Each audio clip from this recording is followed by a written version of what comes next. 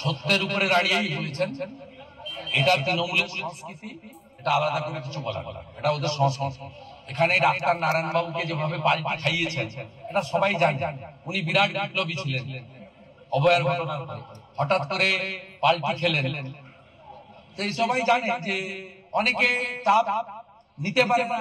যেমন কসবা ল কলেজের ছাত্রী বাবা আমাকে আজ পর্যন্ত আপনি পাবেন না।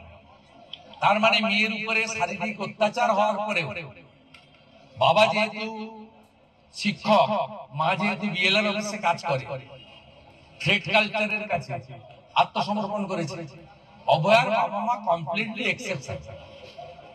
তারা মেরুদণ্ড সোজা রেখে এই ব্যবস্থার বিরুদ্ধে, এই মুখ্যমন্ত্রীর বাহিনীর বিরুদ্ধে সর্বাত্মক লড়াই করছেন, লাঠি খাচ্ছেন।